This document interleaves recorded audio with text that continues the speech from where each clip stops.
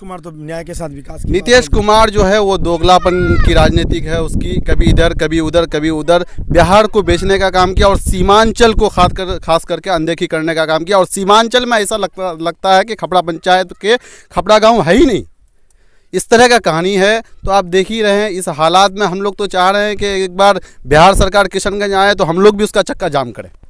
हम लोग ये चाह रहे हैं कि 2015 में जब महागठबंधन बनी थी और महागठबंधन में यहाँ के प्रत्याशी आए और यहाँ से वादा करके गए थे कि हम इस यहाँ पर जो कटिंग है इस पर पुल बना करके हम मुस्तैद आने जाने का रास्ता कंप्लीट कर देंगे। और 2020 आ गया, फिर चुनाव 2 महीने के बाद है और अभी तक नहीं बन पाया। ये बड़े अफसोस की बात है। और 2014 में जब लोकसभा चुनाव हुआ था तो लोकसभा चुनाव में भी मौलाना साहब आए थे और यहाँ से वादा करके गए थे, लेकिन वो भी वादा पूरा नहीं हुआ। लेकिन खैर वो चले गए, लेकिन उसी की पार्टी से दूसरे सांसद है वो कर सकते थे लेकिन करना नहीं चाह रहे हैं। ये अफसोस की बात है।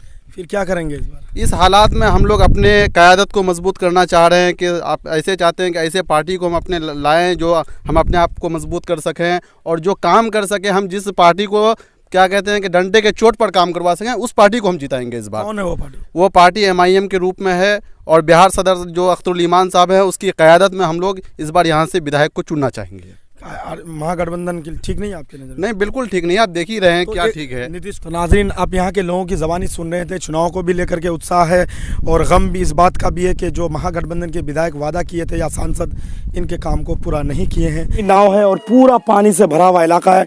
लोग गाड़ियों को भी नाव पे चढ़ाए हैं, औरतें भी बैठी हुई है, मर्द हजरात भी हैं। ये लोग को अगर डॉक्टर या कहीं जाना है तो इन लोगों को दोनों तरफ से नाव से ही निकलना पड़ता है, अन्यथा कोई दूसरा रास्ता इन लोगों के पास मुहैया नहीं है। इस बदहाली के जिम्मेदार कहीं ना कहीं यहाँ के प्रशासन के साथ साथ यहाँ के नुमाइंदगी करने वाले नेता भी हैं, चाहे विधायक हो या फिर सांसद हो, सारे लोग जिम्मेदार हैं। ऐसी सूरत में हम आग्रह करेंगे यहाँ के प्रशासन से, विधायक से और सांसद से कि इन लोगों से आकर के मिले, इनका दुख दर्द समझे और इनका जो बदहाल इलाका, जो रास्ता, रोड, कम्युनिकेशन टूट चुका है, इनको जोड़े और इनको सही रास्ता फराहम कराए ताकि इन लोगों की ज़िंदगी भी हिंदुस्तानी लोगों की ज़िंदगी से तरीके से चले। ऐसा लगता है कि हिंदुस्तान नहीं है, हिंदुस्तान से आउट ऑफ जगह आ गए हैं। 70 साल से पहले जो देश का आज़ादी से पहले जो हाल था, कहीं ना कहीं इससे बेहतर हाल रहा होगा। यहाँ का जो आज 1947 की आज़ादी के बाद आज 2020 में देखते हैं तो यकीन नहीं होता कि ये भी एक हिंदुस्तान का नक्शा है या हिंदुस्तान के ऊपर खपड़ा बस्ती के लोग यहाँ बसते हैं। सारे जिम्मेदार कहीं ना कहीं यहाँ के प्रतिनिधिगण है, यहाँ के विधायक और सांसद हैं। करते हैं बिहार सरकार से और चेयरमैन साहब से थोड़ा एक बात पूछ लें। चेयरमैन साहब, कभी आप लोगों ने एप्लीकेशन नहीं दी इसके बारे में?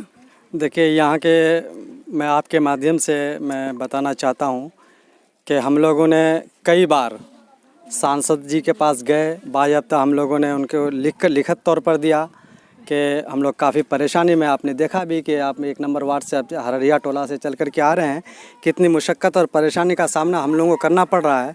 इस 70 साल मुल्क के आज़ाद होने के बावजूद भी आज हम लोगों को ऐसा लगता है कि हम लोग एक ग़ुलामी की ज़िंदगी जी रहे हैं और ऐसा महसूस होता है कि शायद हम लोग हिंदुस्तान में नहीं हैं। और ये भी महसूस होता है कि शायद हम लोगों का नाम हिंदुस्तान के सीमांचल के 82 प्रखंड के खपड़ा पंचायत में नहीं है, जिसके वजह से शायद हम लोगों को नज़रअंदाज कर दिया गया हो। और आप देख रहे हैं कि ये नाव अभी आपके सामने में है और इस नाव से हम लोगों का जब सैलाब होता है तो अभी जैसे कि आप देख रहे हैं कि लोग जा रहे हैं। जब ये नाव का सिलसिला ख़त्म हो जाएगा तो फिर हम लोगों का सिलसिला, वो देखिए, दिखा सकते हैं आप, मीडिया कैमरामैन को बोलेंगे कि इस तरफ घुमाएं कैमरा को। चचरी का पुल जो वो दिख रहे हैं आप, फिर हम लोगों का जो गुजर बसर का जो सामान है यही चचरी का पुल होता है। और आप देख सकते हैं कितना ख़तरनाक रास्ता है और ये हमेशा ये नदी जो बहते रहती है। सांसद जी को कई बार कहा गया और ख़ुसूसन हमारे यहाँ के जो MLA साहब हैं हाजी अब्दुल सुबान साहब, इन्होंने कई बार इलेक्शन से पहले हमें तो कहा गया कि आपका पुल 10 दिन में या 5 दिन में बन रहा है, लेकिन ये हमारे ख्वाब ही रह गए और हम खपड़ा बस्ती वालों के लिए एक जो है मुक़द्दर बन गया कि हम लोगों को सैलाब, नाव और चचरी का पुल, जबकि हम लोगों ने सोचा कि शायद हमारे यहाँ के प्रतिनिधि MLA MP होंगे और शायद हमारे दर्द को महसूस करेंगे। लेकिन अफसोस होता है कि इस वक्त भी, इस 70 साल के बाद भी, इस डिजिटल इंडिया जबकि बनाया जा रहा है, इस डिजिटल के दौर पर भी हम लोगों को इस संघर्ष करना पड़ता है, नदी से संघर्ष करना पड़ता है, रास्ता से संघर्ष करना पड़ता है, चचरी पुल से।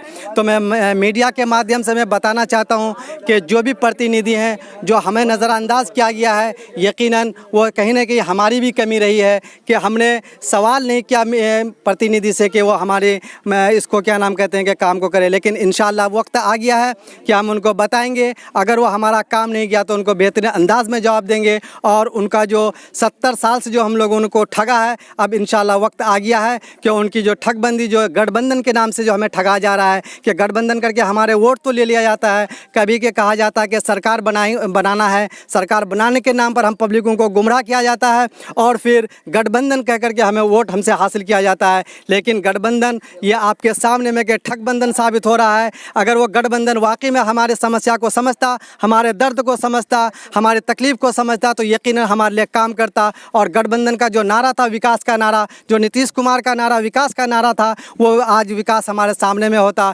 लेकिन यकीनन मशारिफ साहब, मैं आपसे कहना चाहूँगा कि हमें बहुत तकलीफ़ होती है और रोना आता है, आँख में आंसू भर आया जब मैं आपके सामने मुखातब हूँ कि इस दौर में भी जब कोई डिलीवरी पेशेंट होता है तो चारपाई पे ले जाना पड़ता है। आप महसूस करेंगे एक डिलीवरी पेशेंट जब चारपाई पे उसको लेके जा रहे होंगे तो उसके दर्द को आप महसूस करेंगे। अगर हम अपने बहन को लेके जाते हैं, अपनी बेटी को लेके जाते हैं तो कलिजा फटने लगता है। लेकिन इन प्रतिनिधियों का कभी भी एहसास नहीं हुआ, हमारे आँख में आंसू देखने की कभी कोशिश नहीं की, हमारी तकलीफ़ समझने की कोशिश नहीं की। मैं आपके माध्यम से बताना चाहता हूँ कि अब तुम्हें वक्त आ गया है कि तुम्हें हम बताएँगे तुमने हमारा काम नहीं किया। जब तुम हमारे पास आओगे तो हम भी तुमको बेहतरीन अंदाज में जवाब देंगे और इंशाल्लाह बहुत अनकरीब वक्त आ गया है जो तुमको हम बहुत अच्छे अंदाज में जवाब देंगे। यहाँ की आवाम, खपड़ा पंचायत के खपड़ा गांव के आवाम बेहतरीन अंदाज में तुमको जवाब देगा जो हमारे साथ तुमने अन्याय की है। जी, ये आपकी दिली तमन्ना है। और साहब से बात करेंगे और कोई बताएंगे भाई? बोलेंगे, आइए आप बोलिए। सबसे बुरी ये बात ये है, शर्मिंदगी वाली बात ये है कि 2009 में जब हमने केंद्र के में जो एक सरकार बनाई थी कांग्रेस के नाम पे, यूपीए के नाम पे, और मौलाना जी यहाँ पर आए और आकर के ये कह करके गए थे कि आप लोग लिख करके दीजिए, हमारे बस की बात नहीं है।